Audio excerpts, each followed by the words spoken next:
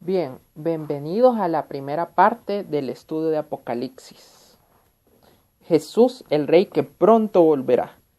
Este video, titulado Definición de términos, tiene el objetivo de ver términos básicos para entender principios de escatología. Muchas veces sentimos cierto recelo cuando escuchamos sobre la palabra Apocalipsis y nos imaginamos muchos eventos que espantan, que dan miedo. Y para muchos es un terreno con muchos prejuicios y que generalmente está muy mal entendido. Entonces el objetivo de mi video es que nosotros podamos entender desde la perspectiva de Dios lo que significa Apocalipsis y lo que tiene que ver con los eventos finales, lo que tiene que ver con Jesús como el Rey que pronto volverá. Entonces vamos a empezar definiendo qué es escatología. La escatología es una de las ramas de la teología. Viene de las palabras griegas escatos y logos. Escatos significa último y logos significa materia. Entonces, escatología, como vemos aquí en el primer término, es el estudio doctrinario que trata con los últimos eventos de la historia sagrada, incluyendo todo lo que está más allá de esta vida y esta era, además de los eventos finales del calendario presente. Entonces, cuando hablamos de escatología, estamos hablando del estudio de los eventos finales según Dios los tiene planeados, y también incluye cosas como la muerte, el estado eterno, la guerra espiritual. Entonces, la escatología no solamente habla de lo que va a pasar a futuro, sino de lo que está pasando en el presente, y también incluye todo lo que está más allá de esta vida y de esta era. Definamos Apocalipsis. Apocalipsis significa revelación. La palabra Apocalipsis significa revelación. Por lo tanto, el libro de Apocalipsis también es llamado el libro de revelación. Esta palabra no solo tiene que ver con el libro, sino que se utiliza en otros lugares de la Biblia. Y debemos entender la revelación como la acción y efecto de correr el velo que encubre lo desconocido. O sea, muchas veces tenemos un velo en los ojos espirituales. Y cuando hablamos de revelación significa que ese velo se está quitando de nuestros ojos. A eso se refiere el título que Dios le dio al último libro de la Biblia. Él está quitando el velo de nuestros ojos espirituales para permitirnos ver los eventos futuros que Él tiene planeados para la humanidad. De eso se trata Apocalipsis, ¿verdad? ¿Cuál es el propósito de esta revelación? No es satisfacer la curiosidad humana sobre cosmología, metafísica o el futuro, sino que es comunicar los designios divinos y el carácter mismo de Dios.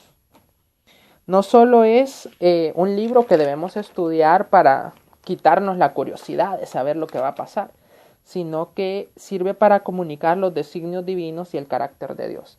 Este es un libro que nosotros debemos abordar con los ojos espirituales. Es un libro que debemos estudiar con el corazón abierto. Y no solo por curiosidad, no solo por morbosidad, sino que realmente con el deseo de conocer el autor. ¿Cómo nos vino el mensaje de Apocalipsis? Entonces, en este pequeño esquema, yo explico cómo vino este mensaje. Primero, Dios le da este mensaje a Jesús. El mensaje de cuál es su plan divino. Y ya Jesús nos decía en Mateo que la hora y el día nadie lo sabe, solo Dios. Entonces la revelación viene primero de Dios Padre. El Señor Padre le da la revelación a Jesús y Jesús a través de un ángel le da la revelación a Juan. ¿Qué es Juan? El apóstol Juan, el apóstol amado, el último apóstol en morir. Y el apóstol Juan escribe el libro de Apocalipsis o Revelación para los lectores en toda la época. Primero el libro fue dirigido a los lectores de la época de Juan, pero este libro aplica a todo cristiano en toda época. Es inconcebible que como cristianos no sepamos interpretar, estudiar y no guardemos en nuestro corazón lo que dice la palabra profética del libro de Apocalipsis. Entonces, el mismo libro nos revela para qué fue escrito y para quién fue escrito. Entonces quiero que ustedes me puedan acompañar a Apocalipsis 1 del 1 al 3. En Apocalipsis 1 del 1 al 3 nosotros encontramos por boca del mismo Dios para qué Él está revelando este libro, para qué fue escrito. Entonces, ¿para qué fue escrito Apocalipsis? Dice en los versículos del 1 al 3. La revelación de Jesucristo. Primero, el libro nos sirve para que nosotros conozcamos quién es Jesucristo. Que Dios le dio, mire lo que yo le decía, que Dios le dio. Para manifestar a su siervo las cosas que deben suceder pronto.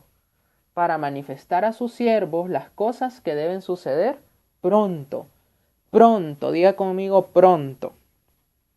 Y la declaró enviándola por medio de su ángel a su siervo Juan, que ha dado testimonio de la palabra de Dios y del testimonio de Jesucristo y de todas las cosas que ha visto. Bienaventurado el que lee y los que oyen las palabras de esta profecía y guardan las cosas en ella escritas, porque el tiempo está cerca. ¿Para qué Dios nos dio entonces el libro de Apocalipsis? Número 1, para que sepamos quién es Jesucristo. Número 2, para que demos testimonio de la palabra de Dios y testimonio de Jesucristo. Y número 3, para que leamos, oigamos y guardemos las cosas que están escritas en él, porque el tiempo está cerca. Hermanos, el tiempo está cerca. Jesús viene pronto y Él es el Rey que pronto volverá. Y para que tú estés listo para su regreso, tú tienes que saber la revelación que está escrita en este libro. Ahora, ¿para quiénes fue escrito el libro de Apocalipsis? Veámoslo en los versículos del 4 al 5. ¿Para quiénes? Juan, a las 7 iglesias que están en Asia. Gracia y paz a vosotros, del que es y que era y que ha de venir, y de los 7 espíritus que están delante de su trono, y de Jesucristo, el testigo fiel, el primogénito de los muertos, y el soberano de los reyes de la tierra, al que nos amó y nos lavó de nuestros pecados con su sangre, y nos hizo reyes y sacerdotes para Dios su Padre. A Él sea la gloria, el imperio por los siglos de los siglos. Amén.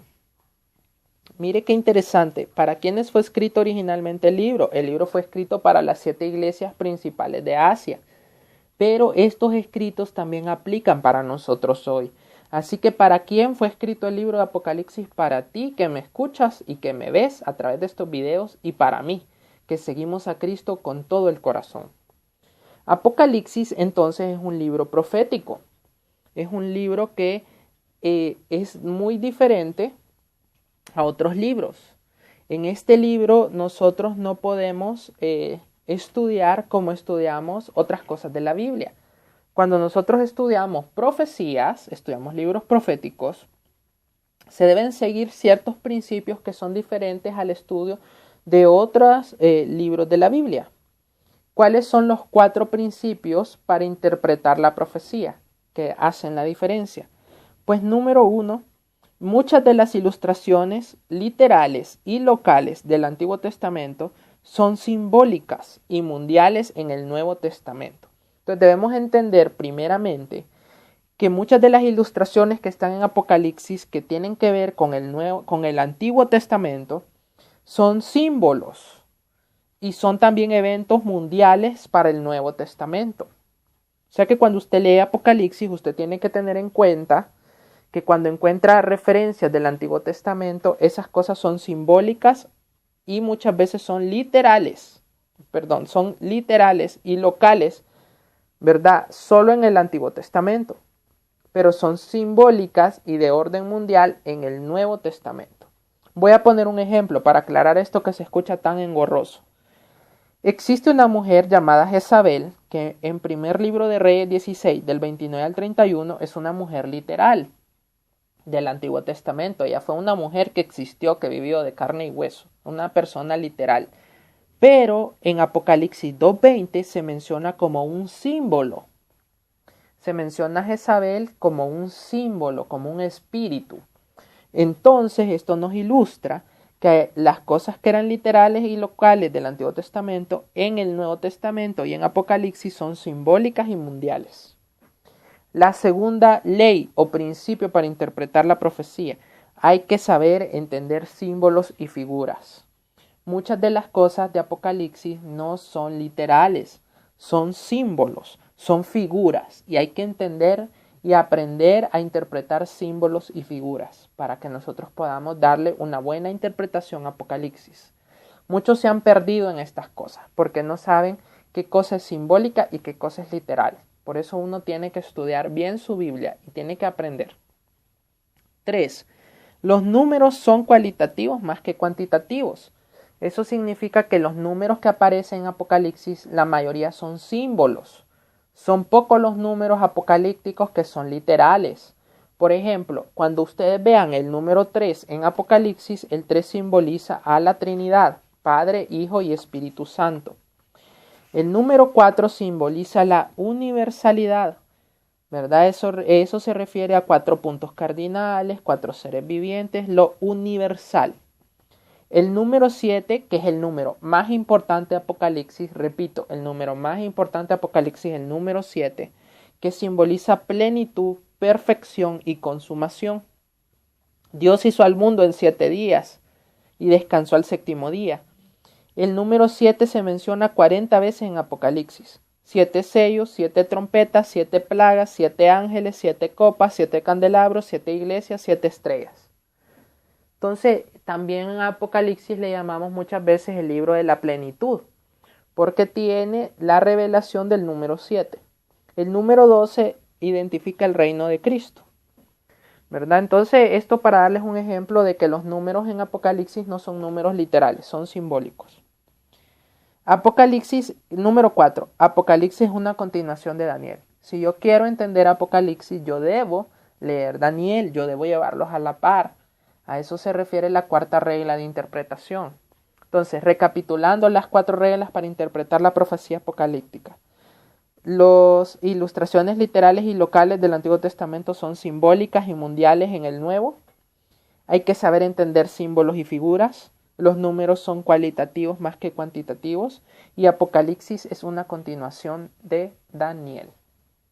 En este video, en estas generalidades, quiero hablar de 3 posturas para estudiar los eventos apocalípticos. Ahora, yo sé que muchas de las personas que me están viendo son de diferentes posturas escatológicas y teológicas. El objetivo de este video no es discutir quién tiene la razón, porque quiero aclararles algo. Con respecto a lo escatológico, con respecto a lo futuro, nadie tiene el 100% de la verdad. Solo son posturas. Solo Dios conoce el futuro completo. Ahora, cada postura tiene sus pasajes bíblicos que la refuerzan y sus pasajes bíblicos que le restan fuerza a la creencia. No quiero crear controversias, pero voy a explicar cada una de las posturas y más adelante voy a explicarles cuál es la mía y por qué la sostengo. La primera postura, la premilenarista, que es mi postura personal y doctrinal. ¿Qué creen los premilenaristas? Número 1. Creemos que el arrebatamiento es antes de la tribulación. Número 2. Creemos que el rapto y la segunda venida son eventos separados, o sea, 2 eventos diferentes. Número 3. Creemos que la tribulación y el milenio son periodos de 7 y 1000 años respectivamente. Dentro de nosotros, los premilenaristas, hay 4 posturas. El pretribulacionista, o sea, los que creemos que el rapto es antes de la tribulación. Los posttribulacionistas, que creen que el rapto es después de los 7 años de la tribulación. Los mesotribulacionistas, que creen que vamos a pasar 3 años y medio de la tribulación y en esos 3 años al finalizar vamos a ser raptados. Y también está la cuarta postura, la del rapto parcial, que yo soy de esta postura. Yo no creo que Dios vaya a raptar a todos los cristianos, sino que creo que va a raptar a los que están viviendo en obediencia. El resto se va a quedar para hacer probada su fe en la tribulación. Hablemos del postmilenarista, la segunda postura de la escatología. Los postmilenaristas creen que la tribulación es prolongada, o sea que no dura 7 años, sino que ya nosotros estamos viviendo esa tribulación. Que el milenio sí dura 1000 años, pero que Cristo va a reinar a través de la iglesia. Me parece que los testigos de Jehová son postmilenaristas, ¿verdad? Si ustedes lo saben o lo conocen, me gustaría que lo dejen abajo en los comentarios de mi video. Pero los postmilenaristas piensan que nosotros ya estamos en la gran tribulación y que Cristo va a reinar o está reinando a través de la iglesia. Ahora miremos los amilenaristas. Los amilenaristas creen que todo esto es simbólico. Los 1000 años del milenio son simbólicos, los 7 años de la tribulación son simbólicos y nada de eso va a ocurrir literalmente. Entonces con esto los he introducido en las generalidades para que empecemos el estudio de Apocalipsis. Síganme a través de los siguientes videos para poder desarrollar todo el esquema del calendario profético de Dios.